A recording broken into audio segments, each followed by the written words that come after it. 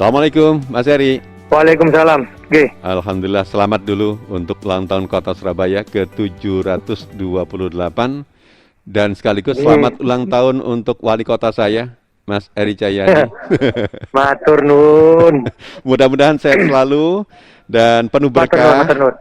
Karena ulang tahun jenengan ini berdekatan dengan ulang tahunnya Kota Surabaya, Mas Eri.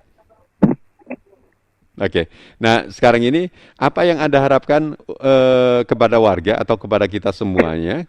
Kita harus berbuat sesuatu yang baru. Yang seperti apa sih Ya, sesuatu yang baru itu, Mas Eri?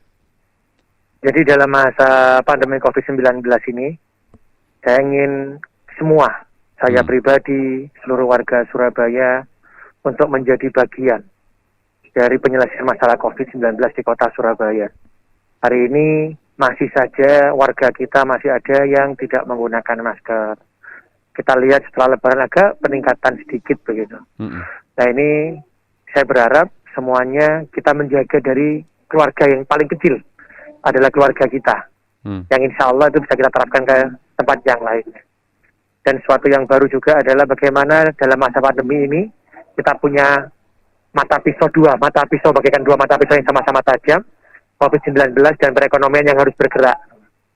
Nah ini bagaimana kita dengan warga seluruh Surabaya, ekonomi terus bergerak, tapi COVID tidak boleh bertambah.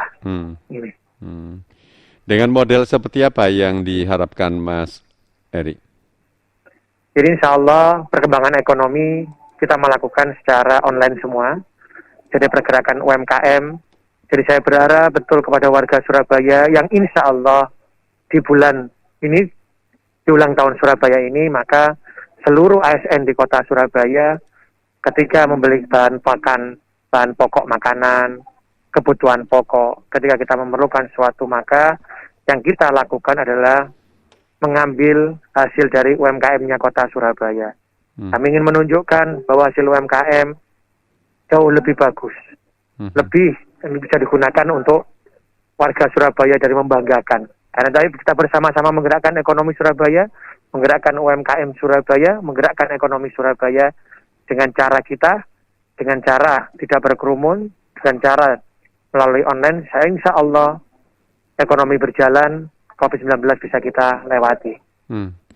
Nah, sekarang ini boleh dikata untuk Surabaya Pusat itu ada ketidakberimbangan atau belum berimbang dengan wilayah Surabaya yang paling ujung, misalnya ada di kawasan Lakar Santri atau bahkan yang ada di kawasan timur itu di kawasan Sukolilo katakan itu.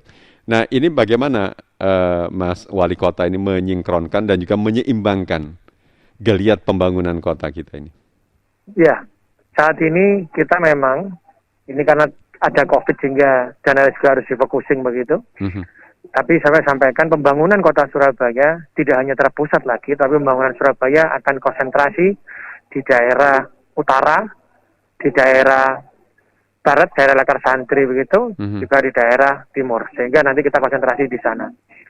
Dengan catatan begini, pembangunan memang seperti kita akan konsentrasi kepada pembangunan wisata dan kota heritage. Memang ada di pusat kota. Tetapi ketika UMKM-nya bergerak, maka kita akan mengambil UMKM yang ada dari seluruh wilayah kota Surabaya. Sambil kita membangun sesuatu, kita membangun nanti kita akan membangun di seluruh wilayah kota Surabaya. Seperti sekarang ada di timur, ada sentra ikan bulak yang akan kita gerakkan nanti. Setelah itu ada di pantai di utara. Kita juga akan membangun, ya. Jadi kita akan konsentrasi ke sana. Yang kita konsentrasikan adalah pembangunan sumber daya manusianya. Di ulang tahun Surabaya ini saya berharap seluruh keluarga di kota Surabaya yang saya impikan dan kita mulai bergerak di pemerintah kota, di seluruh keluarga di kota Surabaya, setiap keluarga itu pendapatannya harus UMK-nya kota Surabaya, tapi saya pribadi inginnya adalah 7 juta. Segini yang kita kejar. Bukan per orang ya, Mas ya, tapi per keluarga.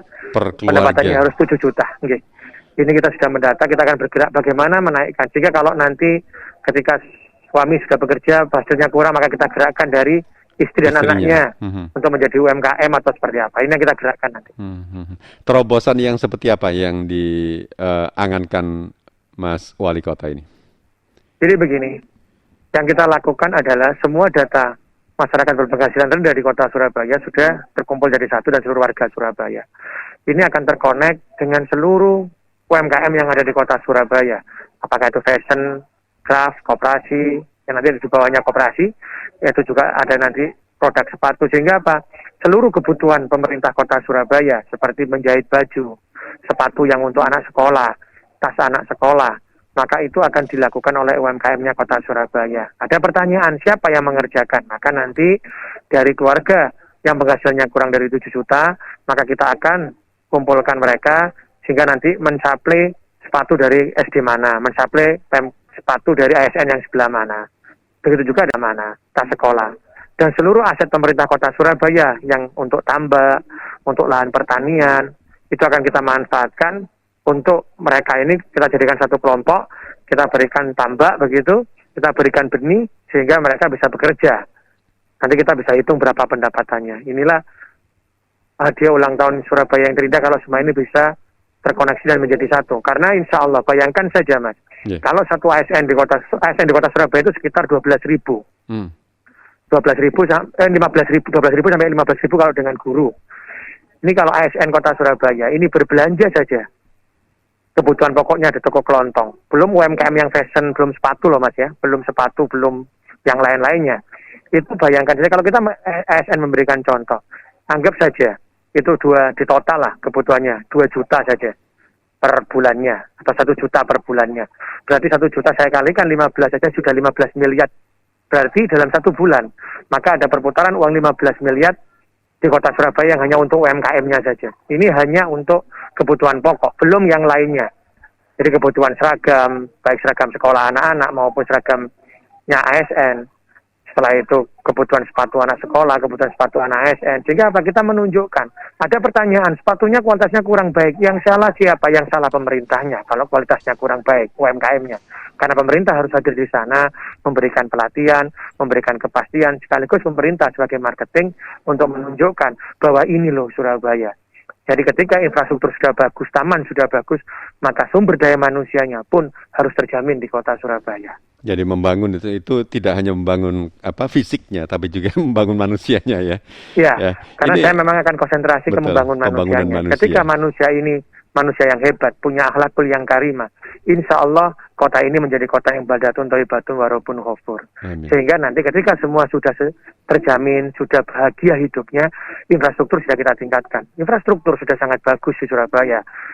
Taman juga sudah sangat bagus di kota Surabaya. Tapi begitu indahnya ketika infrastruktur bagus, tamannya indah, kehidupannya pun bahagia. Tidak ada lagi yang tidak bekerja, tidak ada lagi pendapatan per keluarga yang di bawahnya 7 juta. Maka inilah hidup yang bahagia di kota Surabaya. Karena senyumnya masyarakat kota Surabaya itu adalah amal jariah dan kebahagiaan saya sebagai wali kota Surabaya. Ya, Mas Ari, tadi ada komentar dari Mas Awi atau Pak Adi Sutarwiono. Iya. Jadi ketua dewan. Itu yang harus diselesaikan adalah bagaimana upaya untuk menolong mereka yang kehilangan mata pencarian akibat tadi saya sampaikan. COVID-19 itu. Itu dengan model seperti apa, membuka lapangan kerja, padat karya dan sebagainya. Tadi saya sampaikan, tadi kan sudah ada yang bentuk UMKM bisa. UMKM. Yang kedua, nanti kita kumpulkan untuk memanfaatkan aset pemerintah kota. Yang ketiga adalah ketika ada pekerjaan di kota Surabaya seperti pembuatan paving yang ada di dana kelurahan yang insya Allah di bulan Juni ini sudah berjalan juga, maka pekerjaannya dilakukan dengan sistem padat karya. Jadi semua nanti pegawainya dari warga Surabaya yang bekerja, kita harus melatih. Tadi saya katakan, kita membangun sumber daya manusianya. Ketika dalam persaingan seperti ini, maka pemerintah kota harus hadir, meningkatkan kemampuan sumber daya manusianya. Bagaimana pemerintah hadir melatih di sana. Ketika ada investasi masuk, maka tenaga kerja harus dari kota Surabaya. Persyaratan di peraturan sudah kita rubah semua. Ketika ada investasi masuk Surabaya, maka yang bekerja harus orang Surabaya berapa persennya? 60% harus orang Surabaya. Dengan kemampuan yang sesuai standar yang dibutuhkan oleh sebuah investasi atau sebuah perusahaan yang masuk di kota Surabaya. Ini sudah kita data semua termasuk orang yang kena PHK. Makanya saya tidak lagi melihat apakah kena PHK atau tidak, tapi kami mendata pendapatan per keluarganya berapa. insya Allah kalau kena PHK kan pasti turun Mas pendapatan per keluarganya. Betul. Ini akan kita sentuh begitu. Kemudian gerakan untuk beli nang tonggone dewe, katakan begitu ya. Nggak tahu Iya. istilahnya apa itu. Untuk menggerakkan UMKM Surabaya. Itu gerakan hanya berupa imbauan saja atau memang bagaimana kalau itu bisa masif, Mas Eri? Jadi begini, sekarang aplikasi sudah insya Allah sudah selesai, sudah terbentuk. Jadi nanti kita bisa tahu yang namanya UMKM ini jual apa saja, atau kelontong ini jual apa saja. Dan nanti setelah itu, maka secara otomatis hukumnya ASN fardu ain ketika belanja kebutuhan pokok dan kebutuhan lainnya harus mengambil dari UMKM-nya, dari UMKM Kota Surabaya. Sekaligus nanti aplikasi kita berikan kepada lurah dan camat, dan insya Allah lurah, saya selalu katakan pemimpin sejati itu adalah RT RW. LPMK. Kita aja bicara RT RW LPMK-nya. Ayo gerakkanlah menggunakan UMKM-nya. Ini akan kita fokuskan dan masifkan di sana ketika semua nanti aplikasi selesai. Kalau ASN sudah pasti akan masif karena saya akan tahu bahwa ASN ini mengambil kebutuhan pokoknya di mana. ASN ini membelinya seperti di mana, apa saja yang dibeli saya juga akan tahu karena sudah melalui aplikasi. Karena sebagai seorang pemimpin, kalau pemimpinnya, saya bilang pemerintah kota lah, kalau pejabatnya tidak pernah memberikan contoh, jangan harap masyarakatnya juga akan berjalan. Karena masyarakat akan ragu. Tapi ketika pejabat itu memberikan contoh dan memakai sendiri langsung, dan menggerakkan sendiri langsung, maka insya Allah masyarakat itu akan mengetahui dan melihat. Pejabat saja mau, pejabat saja merasa nyaman, kenapa kita tidak? Insya Allah inilah nanti hati kita akan terikat menjadi satu untuk membangun sumber daya manusia di Kota Surabaya. Nah ini supaya retail yang minimarket itu nyaman gitu berinvestasi di kota kita, supaya mereka tidak tersisihkan dengan gerakan beli nang tonggone dewe ini gimana Mas Ari? Sebenarnya kita malah dibantu dengan adanya toko minimarket yang ada minimarket. Karena apa? Kita dibantu kok ambilnya juga di sana. Karena minimarket ini pangsanya juga berbeda. Karena itu berarti apa? Kalau semuanya ini adalah pasar kalau orang ngomong pasar bebas loh, iya memang pasar bebas. Tapi bagaimana pasar bebas ini ketika tidak berimbang antara kondisi minimarket dengan kondisi toko kelontong, kan tidak begitu kan? Harus kalau ini berimbang semua, masyarakat mau milih kemana kan sama kan? Bahkan ada beberapa yang nanti insya Allah barangnya itu juga disuplai dari minimarket. Kulaani loh Mas, kulaani bahasa Jawa ini kulaani. Karena apa? Inilah kebersamaan. Sehingga apa? Dalam persaingan usaha, ya harus berimbang. Persaingan usahanya satu, sumber daya manusianya kalah. Kedua, kemampuannya juga berbeda. Jadi pasti dia akan turun terus. Bagaimana petugas pemerintah ini menaikkan menjadi sama tingkatannya. Setelah itu barulah orang mau memilih kemana, nyaman kemana, kan begitu Mas. Tapi kalau yang kaum lemah ini, mohon maaf, yang belum berkembang ini tidak disupport duluan, bagaimana dia bisa naik kemampuannya, kan begitu. Nah kita harus support duluan kemampuannya biar sama. Ketika sudah sama, maka inilah baru ada mau kemana silakan, kan begitu.